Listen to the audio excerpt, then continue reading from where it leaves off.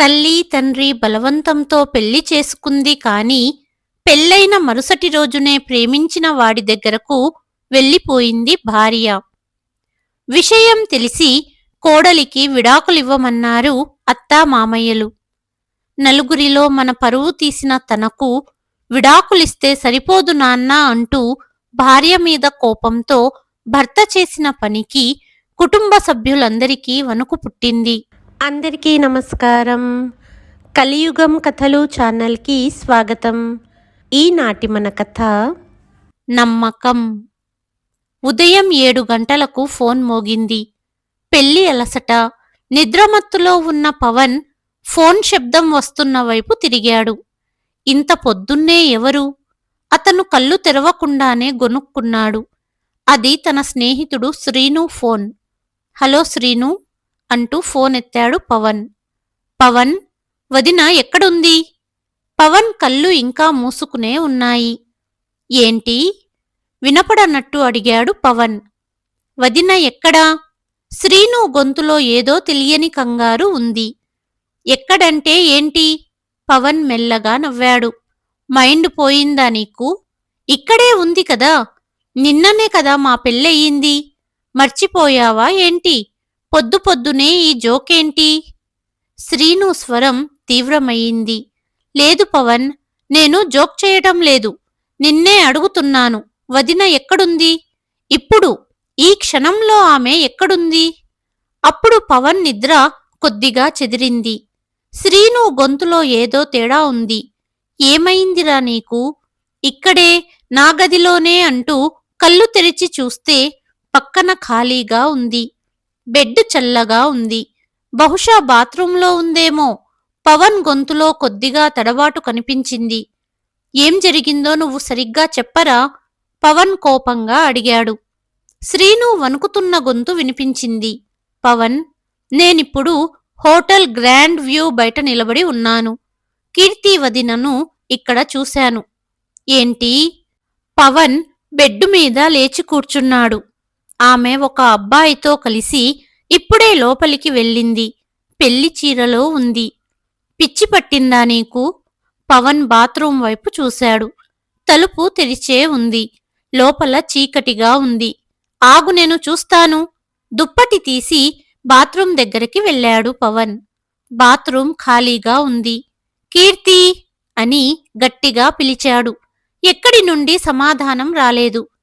వదినను చూశావా అని శ్రీను గొంతు వినిపించింది. అయ్యో లేదు, బహుశా కింద అమ్మ దగ్గరకు వెళ్ళిందేమో. పవన్ స్వరం ఇప్పుడు బలహీనపడుతోంది. గుండె వేగంగా కొట్టుకోవడం మొదలయ్యింది. నీకు ఖచ్చితంగా ఏదో అపార్థం జరిగి ఉంటుంది శ్రీను. ఆమె వేరే ఎవరో అమ్మాయి అయి ఉంటుంది. పవన్, నేను నీ పెళ్లికి వచ్చాను. నేను వదినను చూశాను. నాకు ఆమె తెలుసు. శ్రీను దాదాపు అరుస్తున్నాడు. వాళ్ళిద్దరూ కలిసి హోటల్ లోపలికి వెళ్తున్న తీరు చూస్తే ఇద్దరూ చాలా సంతోషంగా కనిపిస్తున్నారు. పవన్ మెదడు మొద్దుబారిపోయింది. అతను కీర్తి నెంబరుకు ఫోన్ చేశాడు. Switch off. అతను షర్టు వేసుకున్నాడు. చేతులు బాగా వణుకుతున్నాయి. బటన్స్ పెట్టుకోవడం కష్టంగా ఉంది. మెట్లపై నుండి కిందకి పరిగెత్తాడు. అమ్మ వంటగదిలో టీ పెడుతోంది.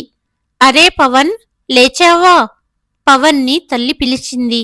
అమ్మా, కీర్తి నీ దగ్గరకు వచ్చిందా? లేదు పవన్, ఏం జరిగింది? అమ్మ అతని ముఖాన్ని చూసింది. కంగారుగా కనిపిస్తున్నావు. అంతా బాగానే ఉందా? పవన్ సమాధానం చెప్పలేదు. అతను డాబా వైపు పరిగెత్తాడు. పెరట్లో చూశాడు. స్టోర్ రూమ్, ఇల్లంతా మొత్తం వెతికాడు. కీర్తి లేదు. పెళ్లైన మరుసటి రోజు కొత్త పెళ్లి కూతురు మాయమైపోయింది. ఫోన్ మళ్లీ మోగింది. అది శ్రీను నుండి. పవన్, వాళ్ళిద్దరూ ఇంకా లోపలే ఉన్నారు. నేను రూమ్ నెంబర్ తెలుసుకుంటున్నాను. నువ్వు రా త్వరగా. పవన్ కళ్ళ ముందు నిన్న రాత్రి దృశ్యాలు తిరిగాయి. కీర్తి సిగ్గుతో కూడిన నవ్వు, ఆ 7 వాగ్దానాలు, ఆ 7 అడుగులు, కలిసి జీవించడానికి చేసిన ప్రమాణాలు. అదంతా ఏంటి మరి? ఇది నిజమయి ఉండదు అని మనసులో అనుకుంటూ, అమ్మా, నాకు అర్జెంటుగా పని ఉంది, వెళ్ళాలి అతను అరిచాడు. తల్లి పిలుస్తున్నా ఏమీ వినకుండా కారు తాళాలు తీసుకుని బయటకు పరిగెత్తాడు. కారు స్టార్ట్ చేసుకుని బయలుదేరాడు. అతని మెదడులో ఒకే ఒక్క ప్రశ్న తిరుగుతోంది. శ్రీను నిజం చెబుతున్నాడా? కొద్దిసేపట్లో హోటల్ బోర్డు కనిపించగానే అతనికి ఊపిరి ఆగినట్టు అనిపించింది. పార్కింగ్లో కారు ఆపి దాదాపు పరిగెత్తుకుంటూ లోపలికి వెళ్ళాడు. అక్కడే శ్రీను నిలబడి ఉన్నాడు. కీర్తి పేరుతో ఎవరైనా ఉన్నారా? రిసెప్షన్లో అడిగాడు. లేదు సార్, కీర్తి పేరుతో ఎలాంటి బుకింగ్ లేదు. రిసెప్షనిస్టు కంప్యూటర్లో చూసి చెప్పింది. పవన్ గుండెకు ఒక్క క్షణం ఊరట లభించింది. విన్నావుగా శ్రీను, వేరే అమ్మాయిని చూసి కీర్తి అనుకున్నావు. పవన్ వెనక్కి తిరగబోతుండగా, కొత్తగా పెళ్ళైన అమ్మాయి ఎవరైనా వచ్చారా? గుర్తు చేసుకోండి, శ్రీను రిసెప్షనిస్టును అడిగాడు. అప్పుడు రిసెప్షనిస్ట్ ఇలా చెప్పింది. అవును సార్, మిస్టర్ రోహన్తో కలిసి ఒక లేడీ ఇప్పుడే 15 నిమిషాల క్రితం చెకిన్ చేశారు. ఆమె ఎర్ర రంగు చీర కట్టుకుని ఉంది. ఎవరో తన గుండెను పిండేసినట్లు పవన్కి అనిపించింది. ఇప్పుడు అనుమానానికి తావు లేదు. ఆమె ఏ గదిలో ఉంది? పవన్ కోపంతో అడిగాడు. రిసెప్షనిస్టు తడబడుతూ అంది. సార్, మేము అనుమతి లేకుండా. నేను ఆమె భర్తను. అతను టేబుల్ మీద గట్టిగా కొట్టాడు. అతని గొంతులో అంత కోపం, ఆందోళన ఉన్నాయి. రిసెప్షనిస్టు భయపడింది. ఆమె కంప్యూటర్లో పేరు చూసింది. ఆపై సంకోచంతో చెప్పింది. Room number 302. లిఫ్టు ద్వారా పవన్ 302 దగ్గరికి వెళ్ళాడు. శ్రీను మాత్రం కిందనే ఆగిపోయాడు. లోపలి నుండి చిన్నగా శబ్దాలు వస్తున్నాయి. మాటలు, నవ్వుల శబ్దం. అతను తన ధైర్యాన్నంతా కూడదీసుకొని తలుపు కొట్టాడు. చాలాసార్లు తలుపు కొట్టిన తర్వాత తలుపు తెరుచుకుంది. ఎదురుగా కీర్తి నిలబడి ఉంది. అదే ఎర్రచీర, మెడలో మంగళసూత్రం, పాపిడిలో సింధూరం, మరియు కళ్ళల్లో ఒక భయంకరమైన ఆశ్చర్యం. అతన్ని ఎదురుగా చూసి కీర్తి ముఖం తెల్లబడింది. ఆమె ఏదో భూతాన్ని చూసినట్లుగా షాక్లో ఉంది. పవన్, నువ్వు ఇక్కడ? ఆమె మాట తడబడింది. పవన్ ఆమెకు ఎలాంటి సమాధానం ఇవ్వలేదు. అతని చూపులు కీర్తి వెనక నిలబడిన ఆ వ్యక్తి మీదే ఉన్నాయి. అతను కూడా ఆశ్చర్యపోయాడు. కాని షర్టులోని పై 2 బటన్స్ విప్పి ఉన్నాయి. ముఖంపై సిగ్గులేని భావం. బెడ్షీట్ కొద్దిగా చెదిరి ఉంది. అక్కడే బెడ్షీట్ మీద టిఫిన్ల ప్లేట్లు కూడా ఉన్నాయి. అంతా స్పష్టంగా ఉంది. పవన్ ఏమీ మాట్లాడలేదు. అతని కళ్ళు కీర్తి ముఖంపై నిలిచి ఉన్నాయి. ఆ ముఖం ఇప్పుడు అపరాధ భావం, భయంతో వంగిపోయింది. ఆ కళ్ళల్లో వేల ప్రశ్నలు ఉన్నాయి. లక్షల కొద్దీ ఫిర్యాదులు ఉన్నాయి. ఒక్క మాట కూడా మాట్లాడకుండా పవన్ తిరిగి అక్కడి నుండి వెళ్ళిపోయాడు. కీర్తి గొంతు వెనక నుండి వినిపించింది. పవన్, ఆగు, విను. కాని పవన్ అడుగులు ఆగలేదు. అతను కారు దగ్గరకు ఎలా చేరుకున్నాడు? ఎలా స్టార్ట్ చేశాడు? అతనికి ఏమీ గుర్తులేదు. కీర్తి ముఖం, ఆమె కంగారు పడిన కళ్ళు, అక్కడ నిలబడిన వ్యక్తి సవాలు విసిరే చూపులు, చెదిరిన బెడ్, ప్రతి దృశ్యం అతని గుండెలో మరో గాయం చేస్తోంది. ఎందుకు కీర్తి ఇలా చేశావు? ఒక్కసారి నాకు చెప్పి ఉంటే నేను నీ సంతోషం కోసం ఈ బంధాన్ని వద్దనుకునేవాడిని. కాని ఈ మోసమెందుకు? నా ప్రేమను, నా నమ్మకాన్ని, మా కుటుంబ గౌరవాన్ని నువ్వు ప్రతిదానిని అపహాస్యం చేశావు. ఈ ప్రశ్న అతనిలో ప్రతిధ్వనిస్తోంది. కాని సమాధానం చెప్పడానికి ఎవ్వరూ లేరు. గంటల తరబడి అతను నగర వీధుల్లో తిరుగుతూనే ఉన్నాడు. అతని ఫోన్ నిరంతరం మోగుతోంది. ఒక్కోసారి అమ్మ నుండి, ఒక్కోసారి నాన్న నుండి, ఒక్కోసారి శ్రీను నుండి. కాని అతను ఎవరి ఫోన్ కూడా లిఫ్టు చెయ్యలేదు. అతను ఎవరికి ఏం చెప్పగలడు? ఏమని వివరించగలడు? చివరకు శరీరం, మనసు రెండూ సహకరించకపోవడంతో అతను తన కార్ని ఇంటివైపు మళ్లించాడు. ఇంటికి వెళ్ళి ఏం మాట్లాడాలి? ఏం చెయ్యాలి? కీర్తి గురించి అమ్మా వాళ్ళు అడుగుతే ఏమని సమాధానం చెప్పాలి అనేది అతనికి మాట్లాడడానికి మాటలు లేవు. అపారమైన బాధ, శూన్యత మాత్రమే మిగిలాయి. అతను ఇంటికి చేరుకునేసరికి మధ్యాహ్నం 2 గంటలవుతోంది. ఇంటి బయట అలంకరణ ఇప్పుడు అతన్ని వెక్కిరిస్తున్నట్లుగా అనిపించింది. వణుకుతున్న చేతులతో అతను తలుపు తెరిచాడు. లోపలి దృశ్యం చూసి అతను ఆశ్చర్యపోయాడు. సోఫాలో అమ్మా నాన్న కూర్చుని ఉన్నారు. వారి పక్కనే ఒక గ్లాసు నీళ్లు చేతిలో పట్టుకొని కీర్తి కూర్చుని ఉంది. పవన్, వచ్చావా నాన్నా అని అమ్మ అతన్ని చూడగానే లేచి నిలబడింది. ఎక్కడికి వెళ్ళావు? మేమంతా ఎంత కంగారు పడ్డామో. ఫోన్ కూడా ఎత్తలేదు. పవన్ ఏ జవాబు ఇవ్వలేదు. ఇక్కడ నువ్వు మాయమయ్యావు. అటు నుండి కోడలూ అని తండ్రి కొంచెం ఊపిరి తీసుకుంటూ అన్నారు. మేమైతే చాలా భయపడిపోయాం. ఇదిగో కోడలు తర్వాత వచ్చి చెప్పింది. ఉదయం తనకి ఒంట్లో బాగోలేదట. ఉక్కిరి బిక్కిరి అవుతుంటే పక్కనే ఉన్న పార్కులో స్వచ్ఛమైన గాలి పీల్చుకోవడానికి వెళ్ళిందట. కాని పవన్, నువ్వు చెప్పి వెళ్లాల్సింది కదా. పార్కు, స్వచ్ఛమైన గాలి, అది విని పవన్ పెదవులపై ఒక చేదు, బాధాకరమైన చిరునవ్వు మెరిసింది. చెప్పరా, ఏమయిందో? ఎక్కడికి అంత హడావిడిగా వెళ్ళావో చెప్పవా అని తండ్రి అడగగా, నేను శ్రీను ఇంటికి వెళ్ళాను. కొంచెం పని ఉంది అన్నాడు పవన్. సరేరా, కూర్చుని అన్నం తిందువుగాని అని అమ్మ ప్రేమగా అంది. కాని ఆకలిగా లేదు అని చెప్పి అతను నేరుగా తన గదివైపు వెళ్ళిపోయాడు. సమయం రాత్రయ్యింది. పవన్ గది తలుపు మీద ఎవరో తట్టారు. పవన్ తలుపు తీశాడు. ఎదురుగా కీర్తి నిలబడి ఉంది. ఆమె ముఖం కన్నీళ్లతో తడిసిపోయింది. కళ్ళు ఉబ్బి ఉన్నాయి. ఆమె విపరీతంగా వణుకుతోంది. పవన్ ఆమెను చూశాడు. అతని కళ్ళల్లో అగాధమైన విచారం ఉంది. అతను ఏమీ మాట్లాడకుండా ఆమెను లోపలికి రమ్మని దారి ఇచ్చి తలుపు మూశాడు. గది ఇంకా అలాగే ఉంది.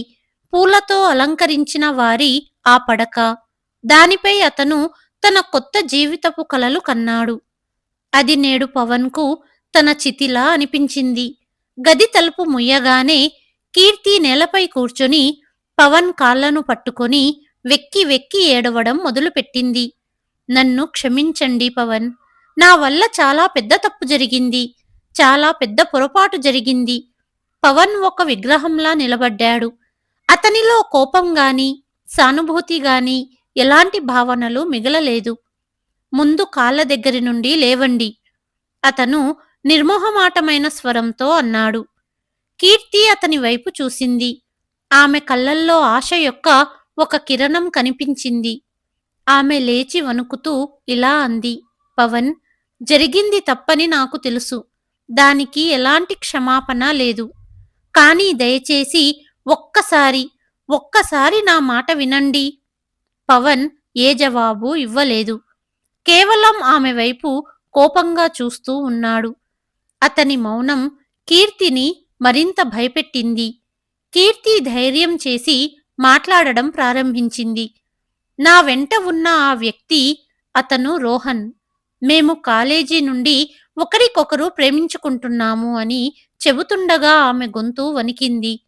మేము పెళ్లి చేసుకోవాలనుకున్నాం, కానీ మా ఇంట్లో వాళ్ళు దీనికి అస్సలు ఒప్పుకోలేదు. రోహన్ ఆర్థిక పరిస్థితి అంత బాగాలేదు. పైగా అతను మా కులం వాడు కూడా కాదు. నేను అమ్మా నాన్నలను ఒప్పించడానికి చాలా ప్రయత్నించాను. కానీ వారు నా మాట అస్సలు వినలేదు. వారు సమాజంలో గౌరవం, పరువు గురించి భయపడ్డారు. కీర్తి కళ్ళ నుండి కన్నీళ్లు కారుతున్నాయి. వారు బలవంతంగా నా పెళ్లి మీతో నిశ్చయించారు. నేను అడ్డుకున్నాను, ఏడ్చాను, బతిమాలాడాను. కానీ ఎవ్వరూ నా మాట వినలేదు. నేను ఈ పెళ్లి చేసుకోకపోతే వారు తమ ప్రాణాలనే తీసుకుంటారని అన్నారు. నేను నిస్సహాయురాలినైపోయాను పవన్. నేను ఓడిపోయాను. పెళ్లి రోజు వరకు నేను ఏదో ఒక అద్భుతం జరుగుతుందని ఆశించాను. రోహన్ కూడా ఏదైనా చేస్తానని చెప్పాడు. కానీ అతను కూడా ఏమీ చెయ్యలేకపోయాడు.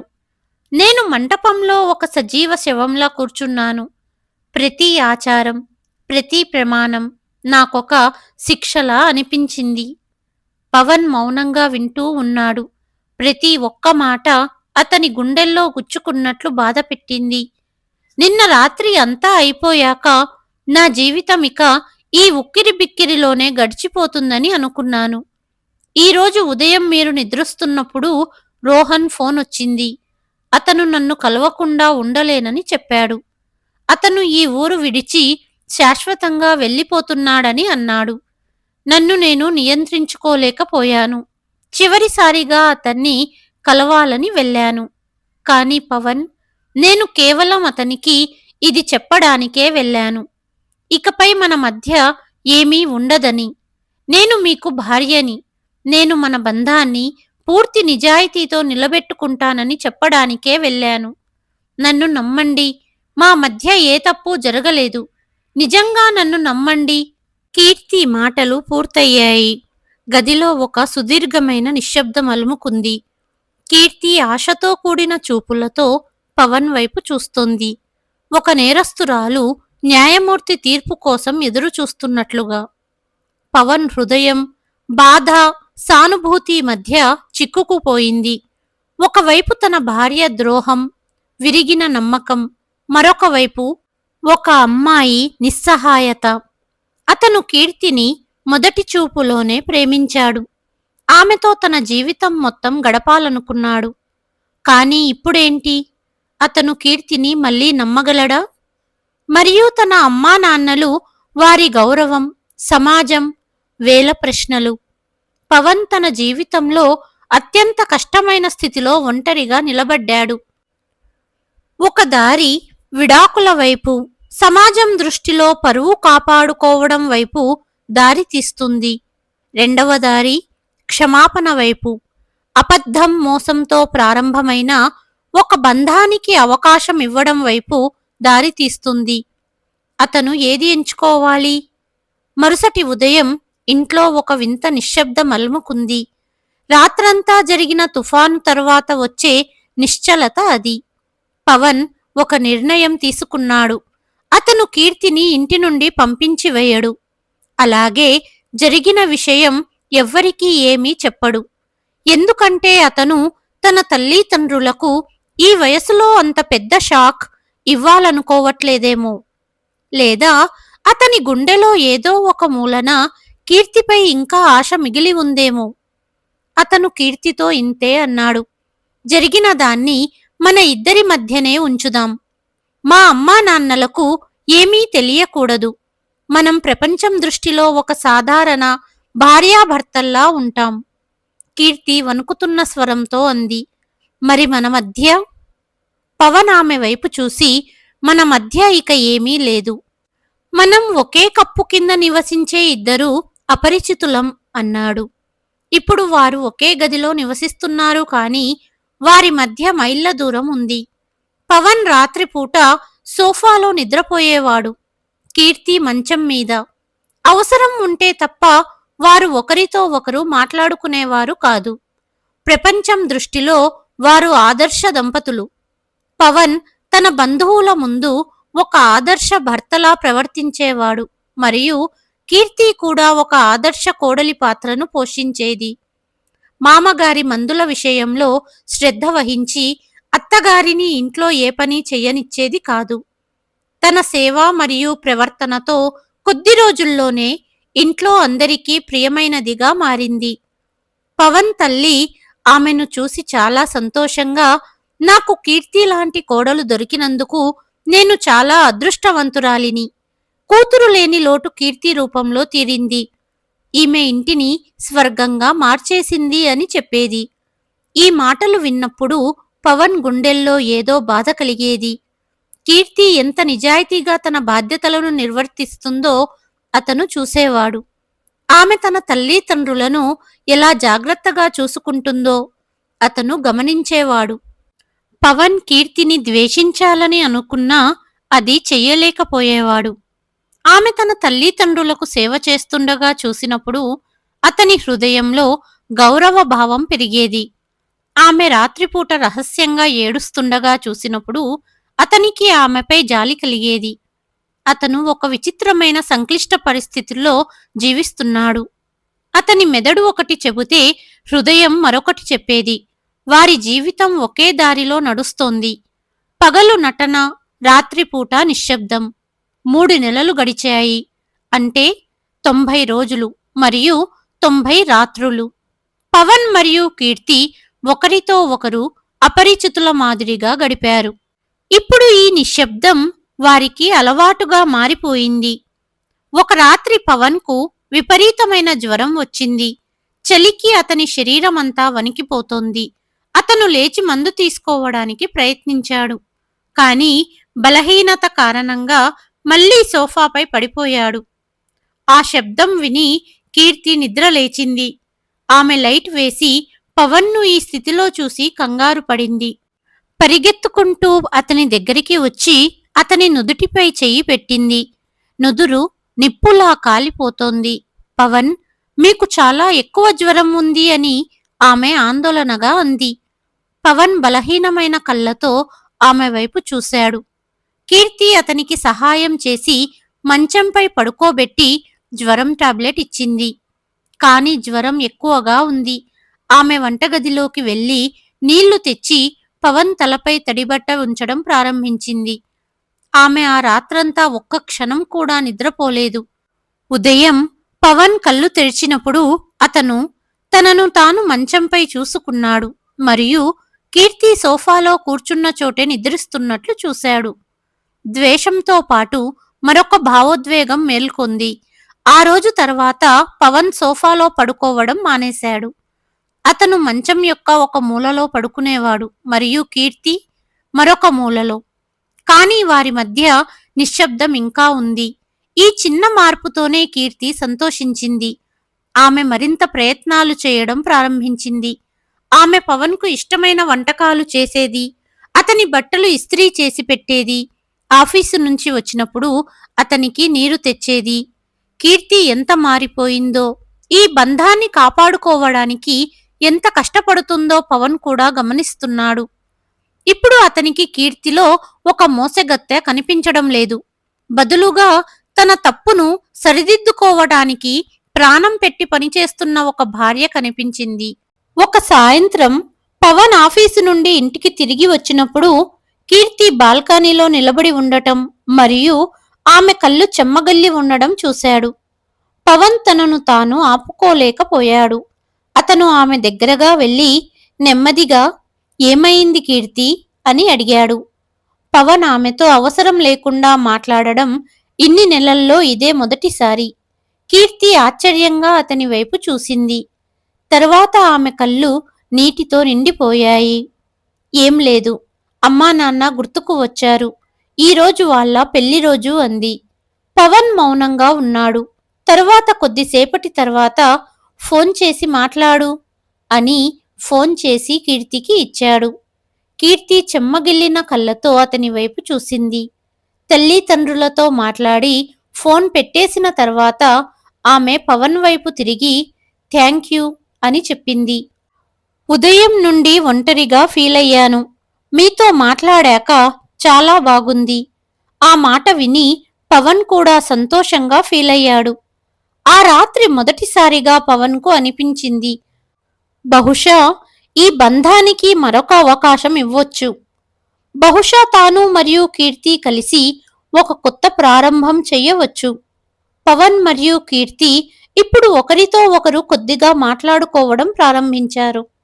పవన్ మనసులో కీర్తిని క్షమించాలని నిర్ణయించుకున్నాడు. అతను ఆ గతాన్ని మర్చిపోయి ఒక కొత్త ఆరంభం చెయ్యాలనుకున్నాడు. కానీ బహుశా విధి వేరేలా జరగాలని కోరుకుందేమో.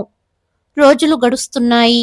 ఒకరోజు కీర్తి మార్కెట్ నుండి ఇంటికి తిరిగి వస్తుండగా అకస్మాత్తుగా ఒక బైకు ఆమె ముందు ఆగిపోయింది.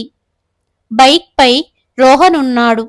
కీర్తి అతన్ని చూసి షాక్ అయింది. ఆమె గుండె వేగంగా కొట్టుకోవడం మొదలుపెట్టింది.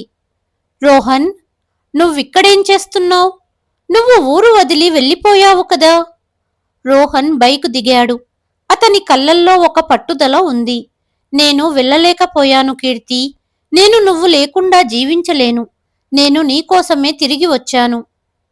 నువ్వు ఏం మాట్లాడుతున్నావు రోహన్? నాకు పెళ్ళయింది. నాకంటూ కుటుంబం ఉంది. ఇప్పుడు మన మధ్య ఏమీ లేదు. దయచేసి ఇక్కడి నుండి వెళ్ళిపో, కీర్తి భయంతో చెప్పింది. ఎవరైనా వారిని చూస్తారేమోనని ఆమెకు భయం వేసింది. పెళ్ళి? ఆ బలవంతపు పెళ్లి గురించి మాట్లాడుతున్నావా? నువ్వు ఆ మనిషితో సంతోషంగా ఉన్నావా? రోహన్ కోపంగా అడిగాడు. అవును, నేను సంతోషంగా ఉన్నాను. పవన్ చాలా మంచి వ్యక్తి. అతను నన్ను చాలా బాగా చూసుకుంటాడు. దయచేసి నా జీవితంలోకి తిరిగి రాకు. ఇక్కడి నుండి వెళ్ళు, కీర్తి దాదాపు బతిమాలింది. నేను వెళ్ళను, రోహన్ ఆమె చెయ్యి పట్టుకుంటూ అన్నాడు. నాతో పాటు రా. నువ్వు నా దానివి మాత్రమే కీర్తి. కీర్తి వెంటనే తన చెయ్యి విడిపించుకుంది. జాగ్రత్త, మళ్ళీ ఎప్పుడైనా నా చెయ్యి పట్టుకుంటే బాగోదు.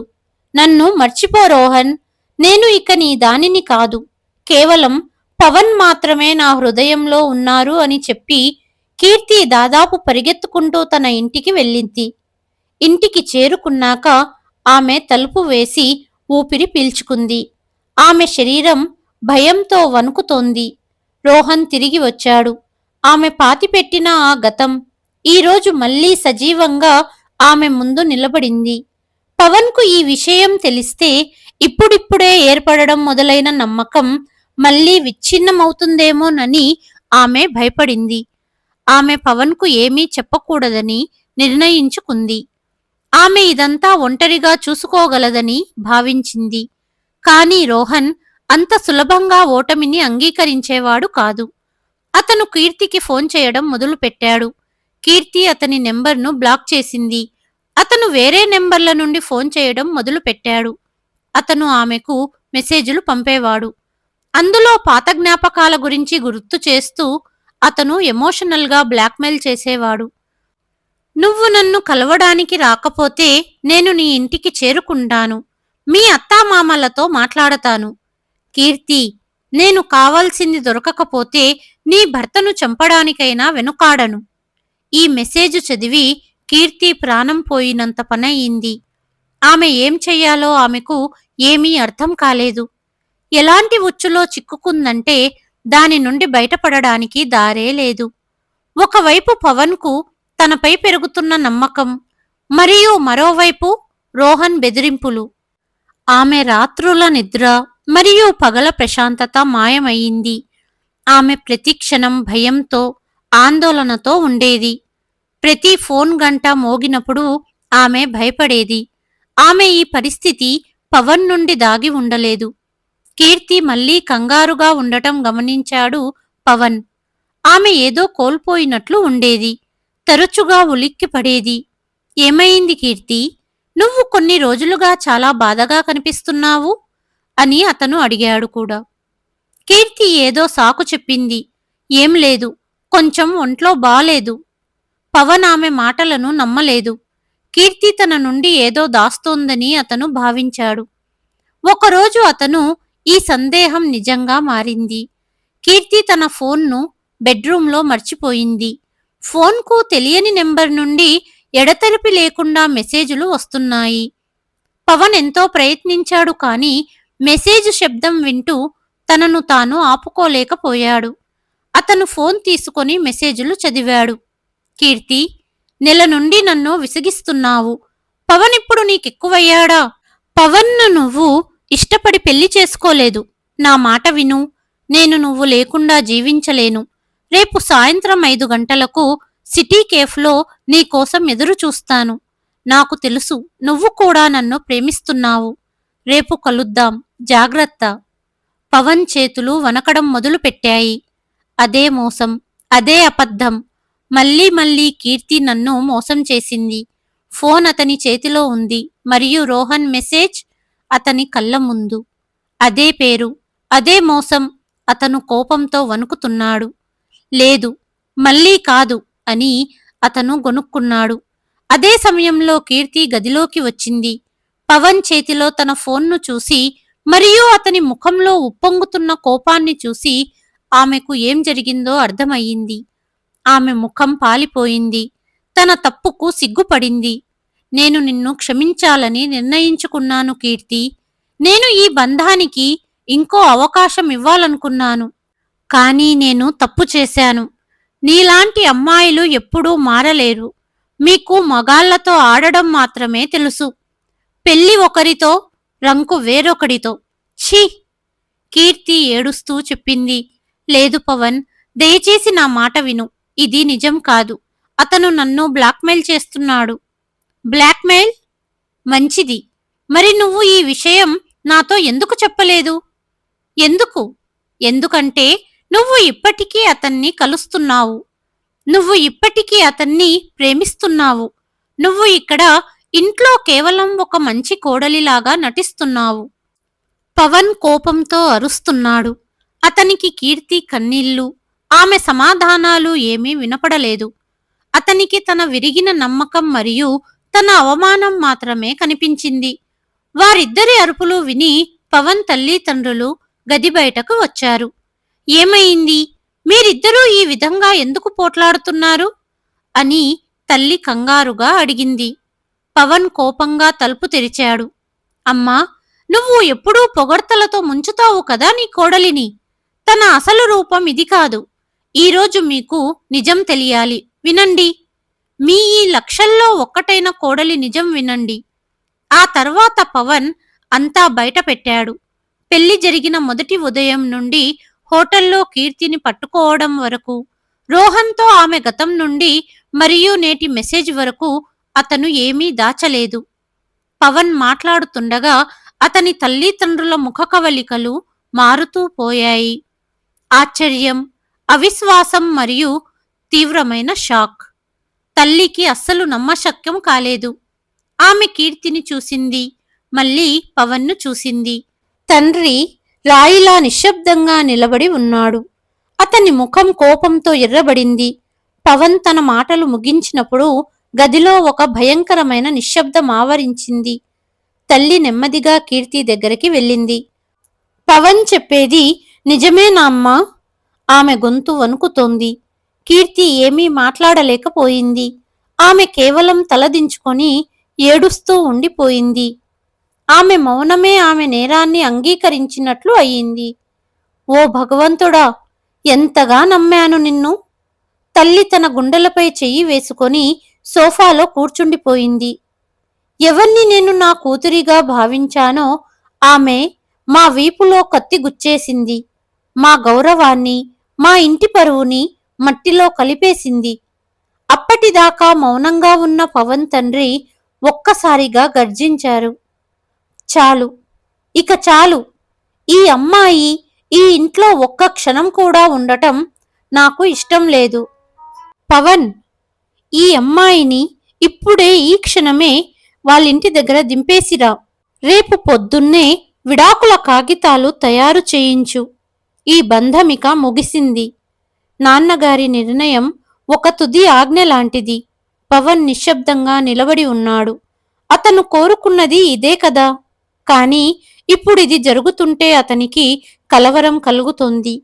కీర్తి ఏడుస్తూనే తన మామగారి కాళ్ళు పట్టుకుంది. వద్దు మామగారు, దయచేసి అలా చెయ్యకండి. నేను భరించలేను. నేను విషయాన్ని దాచి తప్పు చేశాను. కానీ పాపం చెయ్యలేదు. దయచేసి నాకు మరో అవకాశం ఇవ్వండి. ఎలాంటి అవకాశం? మామగారు అరిచారు. నువ్వు మా అబ్బాయి జీవితాన్ని నాశనం చేశావు. మా పరువుని బజారున పెట్టావు. ఈ క్షణంలో నా ఇంట్లో నుంచి బయటికి వెళ్ళిపో. ఇంటి వాతావరణం యుద్ధరంగంలా మారిపోయింది. పవన్ రెండు దారుల మధ్య నిలబడి ఉన్నాడు. ఒకవైపు తన తండ్రి ఆజ్ఞ, కుటుంబ పరువు. ఇంకోవైపు ఏడుస్తున్నా విలపిస్తున్న స్త్రీ, తన భార్య. కాని నాన్నగారి ఆజ్ఞ రాతిపై చెక్కిన గీత లాంటిది. కీర్తిని ఆమె గదిలో బంధించారు. పొద్దున్నే పవన్ తండ్రి తన వకీలుకు ఫోన్ చేశారు. విషయం కేవలం విడాకుల వరకే పరిమితం కాలేదు. కీర్తి మరియు ఆమె కుటుంబంపై తమను మోసం చేసినందుకు కేసు వేయాలని కూడా ఆయన నిర్ణయించుకున్నారు. మధ్యాహ్నానికల్లా ఈ వార్త కీర్తి పుట్టింటికి చేరింది. ఆమె తల్లిదండ్రులు పరుగు పరుగున పవన్ ఇంటికి వచ్చారు. కాని ఇక్కడ వారికి స్వాగతం దక్కలేదు. బదులుగా అవమానం జరిగింది. ఏ ముఖం పెట్టుకుని వచ్చారిక్కడికి? పవన్ తండ్రి వారిని తలుపు దగ్గరే ఆపేశారు. మీ కూతురికి సంస్కారాలు నేర్పడం మానేసి పరుల జీవితాలను నాశనం చేయడం నేర్పారా? ఈ మోసంలో మీరు కూడా సమాన భాగస్వాములు. కీర్తి తండ్రి చేతులు జోడించి అన్నారు. బావగారు, మా అమ్మాయి తప్పు చేసిందని మేమంగీకరిస్తున్నాము. మేం మీకు రుణపడి ఉంటాము, కానీ దయచేసి విషయాన్ని ఇంత పెద్దది చెయ్యకండి. ఇంటి విషయం ఇంట్లోనే పరిష్కరించుకుందాం. సమాజంలో మా పరువు ఏమవుతుంది? పరువా? పవన్ తండ్రి నవ్వారు. మా పరువును మట్టిలో కలిపేటప్పుడు మీ కూతురు ఒక్క క్షణం కూడా ఆలోచించనప్పుడు మేం మీ పరువు గురించి ఎందుకు పట్టించుకోవాలి? ఇక మాట్లాడేది ఏమీ లేదు. చట్టం మాత్రమే ఇప్పుడు తీర్పిస్తుంది. వారు కూతురుని వెంట తీసుకువెళ్లాలనుకున్నారు, కానీ కీర్తి స్పష్టంగా నిరాకరించింది. చట్టబద్ధంగా ఈ బంధం తెగిపోయేంత వరకు నేను ఈ ఇంట్లోనే ఉంటాను. తల్లి తండ్రి బతిమాలారు, కానీ కీర్తి పుట్టింటికి వెళ్ళలేదు. ఇప్పుడు కీర్తితో అత్తగారింట్లో ఎవ్వరూ మాట్లాడడం లేదు. ఆమెకు రోజుకు 2 పూటలా ఆహారం మాత్రమే ఇచ్చేవారు. కీర్తి ఎప్పుడూ తన గదిలో కూర్చొని ఏడుస్తూ ఉండేది. అత్తగారికి కీర్తి ఇలా ఏడుస్తూ ఉండడం చూసి ఒకవైపు చాలా బాధ అనిపించేది. నిజంగా జరిగింది గతమే కదా. ఇప్పుడు కీర్తి అతన్ని మర్చిపోయి కొత్త జీవితం ప్రారంభించాలనుకుందేమో. ఒకసారి మాట్లాడాలనుకుంది, కానీ ఏం చేస్తుంది? తన భర్తకు చాలా కోపం ఎక్కువ. అతని కోపం ముందు తను ఏమీ మాట్లాడలేకపోయేది. పవన్ కూడా ఒక విచిత్రమైన పరిస్థితిలో బ్రతుకుతున్నాడు. అతను కీర్తిని ద్వేషించేవాడు. కానీ ఆమె అలా కృంగిపోవడాన్ని చూసి అతనికి బాధ కూడా కలిగేది. ఈ విషయంలో కీర్తితో పాటు ఆమె తల్లిదండ్రులు మరియు రోహన్ కూడా సమానంగా దోషులు అని అతనికి తెలుసు. రోజులు గడిచిపోయాయి. విడాకుల కేసు దాఖలయ్యింది. మొదటి విచారణ తేదీ దగ్గర పడుతోంది. ఇంట్లో అందరూ టెన్షన్తో నిశ్శబ్దంగా ఉన్నారు. ఆ రోజు రాత్రి పవన్కు నిద్ర పట్టక డాబా మీదికి వెళ్ళాడు. పవన్ వెళ్లడం చూసి కొద్దిసేపటికి కీర్తి కూడా మిద్దె మీదకి వెళ్ళింది. ఇద్దరూ దూరం దూరంగా మౌనంగా నిలబడ్డారు. చాలాసేపటి తర్వాత కీర్తి తన మౌనాన్ని వీడింది. మీరు నిజంగా నాతో విడాకులు కావాలనుకుంటున్నారా? పవన్ ఎటువంటి సమాధానం ఇవ్వలేదు. కీర్తి కొనసాగిస్తూ, నాకు తెలుసు. నేను మీ నమ్మకాన్ని వమ్ము చేశాను. మీకు అన్ని విధాలుగా బాధ కలిగించాను. మరియు నేను దానికి శిక్ష అనుభవించడానికి సిద్ధంగా ఉన్నాను. మీకు విడాకులు కావాలంటే నేను ఏమీ మాట్లాడకుండా పత్రాలపై సంతకం చేస్తాను. నేను మీ నుండి ఎటువంటి భరణం లేదా మరేదైనా అడగను. దయచేసి ఒక్క చివరి ప్రశ్నకు మాత్రమే సమాధానం ఇవ్వండి. పవన్ ఆమె వైపు చూశాడు. ఈ కొన్ని నెలల్లో ఒక్క క్షణం కూడా మనం ఒక్కటయ్యే అవకాశం ఉందని మీకు అనిపించలేదా? కీర్తి కళ్ళ నుండి కన్నీళ్లు ప్రవహించసాగాయి. నా ప్రేమపై మీకు ఎప్పుడూ నమ్మకం కలగలేదా? కీర్తి ప్రశ్న వినగానే పవన్ మొహం తిప్పుకున్నాడు. అతను తన భావాలను చూపించదలుచుకోలేదు. ఈ విషయాలన్నింటికీ ఇప్పుడు ఎటువంటి అర్థం లేదు. అర్థం ఉంది పవన్, కీర్తి అంది. నీ గుండెలో నా కోసం ఇంకా ఏదైనా స్థానం మిగిలి ఉందా అని నేను తెలుసుకోవాలనుకుంటున్నాను. పవన్ మౌనంగా ఉన్నాడు. అతని లోపల ఒక సంఘర్షణ నడుస్తోంది. ఒకవైపు అతని కుటుంబం, అతని గౌరవం, అతని విరిగిన హృదయం. మరోవైపు కీర్తి కన్నీళ్లు మరియు అతని ఆత్మను కలిచివేస్తున్న ఆ ప్రశ్న. ఈ క్షణం నిజాన్ని చెప్పదలుచుకున్నాను. కావాలంటే ఈ మెసేజ్లు చూడండి అంటూ నెల నుండి రోహన్ పంపుతున్న మెసేజులన్నీ చూపెట్టింది కీర్తి. ఒకరోజు కూరగాయల కోసం వెళ్లిన నాకు రోహన్ ఎదురయ్యాడు. అప్పటి నుండి తనతో వచ్చేయమని ఇబ్బంది పెడుతున్నాడు. ప్రతిరోజు మెసేజ్ చేసేవాడు. కానీ నేను ఎప్పుడూ ఒకే సమాధానం చెప్పేదాన్ని. నాకిప్పుడు కుటుంబం ఉంది. పవన్ తప్ప నా మనసులో ఇప్పుడు ఎవ్వరూ లేరని చెప్పేదాన్ని. నేను సమస్యను ఒంటరిగానే పరిష్కరించుకోవాలనుకున్నాను. అందుకే మీకు చెప్పలేదు. నన్ను నమ్మండి. రోహన్ నా గతం. పవన్ తన గదికి వెళ్ళిపోయాడు. విడాకుల విచారణ మొదటి తేదీ వచ్చేసింది. పవన్ మరియు కీర్తి ఇద్దరూ తమ తమ కుటుంబాలతో కోర్టుకు చేరుకున్నారు. పవన్ తరపు న్యాయవాది కీర్తి పవన్ను మోసం చేసిందని, రోహన్కు కీర్తికి ఉన్న సంబంధం గురించి, రోహన్ పంపిన మెసేజ్ల గురించి, కీర్తి శీలంపై బురద చల్లుతున్నాడు. కీర్తి కేవలం తలదించుకొని అంతా వింటోంది. ఆమె కన్నీళ్లు ఆమె బుగ్గలపై ప్రవహిస్తున్నాయి. ఇదంతా చూసి పవన్ అసౌకర్యంగా భావిస్తున్నాడు. ఈమెనే కదా అతను ఒకప్పుడు గౌరవించిన, ప్రేమించడం మొదలుపెట్టిన కీర్తి. మరి ఈరోజు అతను ఆమెను నిండు కోర్టులో అవమానించబడుతున్నట్లుగా చూస్తున్నాడు.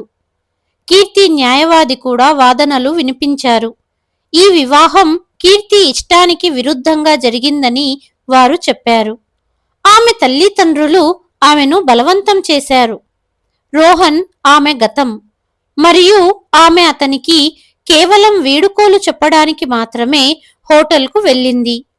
గత కొన్ని నెలల్లో కీర్తి ఒక ఆదర్శ భార్యగా మరియు కోడలిగా తన బాధ్యతలను పూర్తి చేసిందని కూడా వారు చెప్పారు. కానీ పవన్ మరియు అతని కుటుంబం ఆమెను ఎప్పుడూ అంగీకరించలేదు. ఆరోపణలు ప్రత్యారోపణల పరంపర కొనసాగింది. జడ్జి గారు ఇరుపక్షాల వాదనలు నిశ్శబ్దంగా వింటున్నారు. అప్పుడే అందరూ ఎదురు చూస్తున్న సమయం వచ్చింది. జడ్జి గారు సాక్ష్యం ఇవ్వడానికి పవన్ను సాక్షుల బోనులోకి పిలిచారు. పవన్ గుండె వేగంగా కొట్టుకుంటోంది. అతను నెమ్మదిగా నడుచుకుంటూ సాక్షుల బోనులో నిలబడ్డాడు. అతని ముందు ఒకవైపు అతని కుటుంబం ఉంది. వారు కీర్తి నుండి విడాకులు తీసుకోవాలని ఆశించారు. మరోవైపు కీర్తి ఆశతో నిండిన కళ్ళతో అతని వైపు చూస్తోంది. న్యాయవాది ప్రశ్నల వర్షాన్ని ప్రారంభించారు. మిస్టర్ పవన్, మీ భార్య పెళ్లైన మరుసటి రోజు ఉదయమే తన ప్రేమికుడితో ఒక హోటల్లో ఉండడం నిజమేనా? అవును, పవన్ నెమ్మదిగా అన్నాడు. ఆమె ఈరోజు కూడా తన ప్రేమికుడితో మాట్లాడుతూ ఉంది మరియు మీకు తెలియకుండా అతన్ని కలుస్తుంది అనేది నిజమేనా? పవన్ మౌనంగా ఉండిపోయాడు. ఇది సగం సత్యం. ఆమె అతనితో మాట్లాడుతూ ఉంది కానీ తన ఇష్టంతో కాదు. ఆమెను బ్లాక్మెయిల్ చేస్తున్నాడు. అతను ఒక్క క్షణం కీర్తి వైపు చూశాడు. పవన్ ఒక లోతైన శ్వాస తీసుకున్నాడు. అతను నిర్ణయం తీసుకున్నాడు. అతను ఈరోజు కోర్టులో కేవలం నిజం మాత్రమే చెబుతాడు. ఆమె మాట్లాడుతుంది, పవన్ అన్నాడు. కానీ తన ఇష్టంతో కాదు. ఆమెను బ్లాక్మెయిల్ చేస్తున్నాడు. అతని ఈ సమాధానంతో కోర్టు రూంలో ఒక నిశ్శబ్దం ఆవరించింది. అతని సొంత న్యాయవాది మరియు కుటుంబం ఆశ్చర్యంగా అతని వైపు చూశారు. మీ అభిప్రాయం ఏమిటి? జడ్జి అడిగారు. పవన్ ధైర్యం చేసి మాట్లాడడం ప్రారంభించాడు. జడ్జి గారు, నా న్యాయవాది చెప్పినదంతా నిజమే. నా భార్య నన్ను మోసం చేసింది. కానీ వారు చెప్పని విషయం ఏమిటంటే ఈ మోసానికి కారణమేమిటి? ఈ వివాహం నా భార్య ఇష్టానికి విరుద్ధంగా జరిగింది. ఆమెను బలవంతం చేశారు. మరియు ఆమె చివరిసారి అతనికి వీడుకోలు చెప్పడానికి వెళ్ళింది. అవును, ఆమె పద్ధతి తప్పు. ఆమె నాకు నిజం చెప్పాల్సింది. ఆమె తప్పు చేసింది, చాలా పెద్ద తప్పు. పవన్ ఒక్క క్షణం ఆగి తరువాత కీర్తివైపు చూస్తూ అన్నాడు. ఆ తర్వాత జరిగిన పరిణామాల గురించి కీర్తి నాతో చెప్పింది. ఇప్పుడు కేవలం కీర్తి మనసులో నేను మాత్రమే ఉన్నాను. రోహన్ తన గతం మాత్రమే. పవన్ ఈరోజు మొదటిసారి అందరి ముందు కీర్తి పక్షాన నిలబడ్డాడు. అతను ఆమె తప్పును అంగీకరించాడు కానీ దాని వెనుక ఉన్న నిస్సహాయతను కూడా బయటపెట్టాడు. అతను కోర్టులో తమ బంధంలోని సత్యాన్ని ఎటువంటి దాపరికం లేకుండా ఉంచాడు. ఇప్పుడు తీర్పు జడ్జి చేతిలో ఉంది. పవన్ మాటలు కోర్టు రూంలో ఉన్న ప్రతి ఒక్కరిని ఆశ్చర్యపరిచింది. ముఖ్యంగా అతని సొంత కుటుంబాన్ని, అతని తండ్రి కోపంతో అతని వైపు చూస్తున్నారు. జడ్జి పవన్ మాటలను శ్రద్ధగా విని ఆపై కీర్తి వైపు చూశారు. మిసెస్ కీర్తి, మీరు ఏదైనా చెప్పాలనుకుంటున్నారా? కీర్తి ఏడుస్తూ అంది. జడ్జి గారు, నేను చేసిన దానికి నేను పశ్చాత్తాపపడుతున్నాను. కానీ నేను నా భర్తను మోసం చెయ్యాలనే ఉద్దేశంతో ఏమీ చెయ్యలేదు. నేను నా గతం నుండి విముక్తి పొందాలనుకున్నాను. నేను ఈ బంధాన్ని పూర్తి హృదయంతో స్వీకరించడానికి ప్రయత్నించాను. నా అత్తామామల సేవలో నేను ఎటువంటి లోపం ఉంచలేదు. నేను కేవలం ఒక అవకాశం కోరుకుంటున్నాను, నా తప్పును దిద్దుకోవడానికి. మిస్టర్ పవన్, మీ మాటలను బట్టి ఈ బంధానికి ఒక అవకాశం ఇవ్వాలనుకుంటున్నట్లుగా అనిపిస్తోంది. మీరు అసలు ఏం కోరుకుంటున్నారు? విడాకులా లేదా కాంప్రమైజా? పవన్ ముందు ఇప్పుడు ఎటువంటి సందిగ్ధత లేదు. అతను తన మనసు మాట విన్నాడు. జడ్జి గారు, ఈ వివాహం జరిగినప్పుడు నేను అగ్ని ముందు 7 అడుగులు వేసి ఏ పరిస్థితుల్లోనైనా నా భార్యకు తోడుగా ఉంటానని, ఆమెను రక్షిస్తానని ప్రమాణం చేశాను. నా భార్య తప్పు చేసిందని నేను అంగీకరిస్తున్నాను. కానీ ఆమె నేరస్తురాలు కాదు. గత కొన్ని నెలల్లో నేను నా భార్య తన తప్పుకు పశ్చాత్తాపపడడం చూశాను. ఆమె నేరస్తురాలు కాదు. అందుకే ఈరోజు నేను ఈ కోర్టు సమక్షంలో ఒక మాట చెప్పదలుచుకున్నాను. ఈ బంధానికి నేను మరో అవకాశం ఇవ్వాలనుకుంటున్నాను. ఈ మాట చెబుతూ అతను తన న్యాయవాది వైపు తిరిగి, నేను ఈ విడాకుల కేసును వెనక్కి తీసుకోవాలనుకుంటున్నాను. కానీ జడ్జి గారు, రోహన్ నుండి భవిష్యత్తులో నా భార్యకు ప్రాణహాని ఉంది. రోహన్ పంపిన మెసేజీలు జడ్జి ముందు పెట్టాడు పవన్. అంతే. ఆ మాట వినగానే పవన్ తండ్రి తమ కుర్చీలోంచి లేచి నిలబడ్డారు. పవన్, నువ్వు ఏం మాట్లాడుతున్నావు? నీకు తెలివి ఉందా అని ప్రశ్నించారు.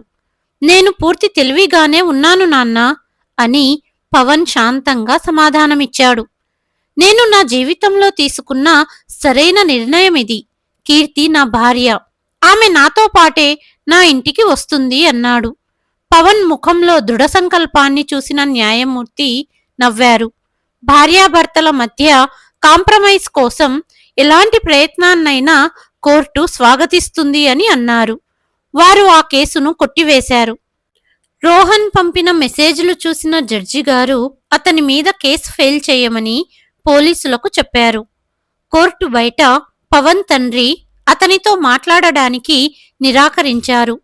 ఈ రోజు నుండి మాకు కొడుకు లేడు, పరువు తీసేశావు కదరా అని ఆయన చెప్పి తన భార్యను వెంటబెట్టుకొని అక్కడి నుండి వెళ్ళిపోయారు. ఇక అక్కడ పవన్, కీర్తి మాత్రమే మిగిలారు. జరిగింది నిజమే అని కీర్తి ఇప్పటికీ నమ్మలేకపోయింది. పవన్ ఈ రోజు నిండు సభలో తన కుటుంబానికి ఎదురెళ్లి ఆమెను అక్కున చేర్చుకున్నాడు. అతను ఆమెకు భర్త మాత్రమే కాదు, ఆమెకు రక్షణ కవచం కూడా అయ్యాడు. పవన్ ఆమె దగ్గరకు వచ్చాడు. ఇంటికి వెళ్దాం పదా అన్నాడు మెల్లగా. కీర్తి ఏమీ మాట్లాడలేకపోయింది. పవన్ ఆమె చెయ్యి పట్టుకున్నాడు. వారిద్దరూ మౌనంగా కోర్టు నుండి బయటకి వచ్చి కారులో కూర్చున్నారు. గమ్యం అదే ఇల్లు, కాని ఈసారి ప్రయాణం కొత్తది.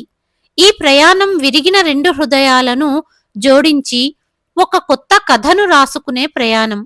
వాళ్ళు ఇంటికి చేరుకునేసరికి తమ కొడుకు కుటుంబ గౌరవం కంటే ఒక మోసగత్తెని ఎంచుకున్న ఇంట్లో తాము ఉండలేము అని చెప్పి తమ బట్టలు సర్దుకొని ఆ వీధిలోనే ఉన్న తమ పాత ఇంటికి వెళ్ళిపోయారు పవన్ తల్లి తండ్రులు.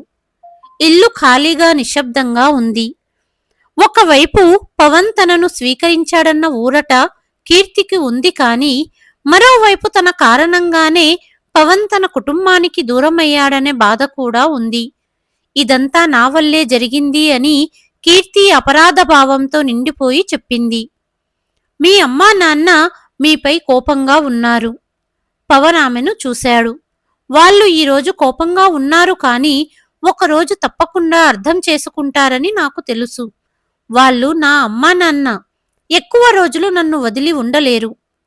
ఆ రాత్రి నెలల తర్వాత పవన్, కీర్తి కలిసి ఒకే టేబుల్పై భోజనం చేశారు. తరువాత కొన్ని రోజులు, వారాలు వారి బంధానికి ఒక పరీక్ష లాంటివి. గతపు నీడలు మాటిమాటికి వారి మధ్యకు వస్తూనే ఉండేవి. కొన్నిసార్లు పవన్కు ఆ హోటల్ దృశ్యం గుర్తుకు వస్తుండేది.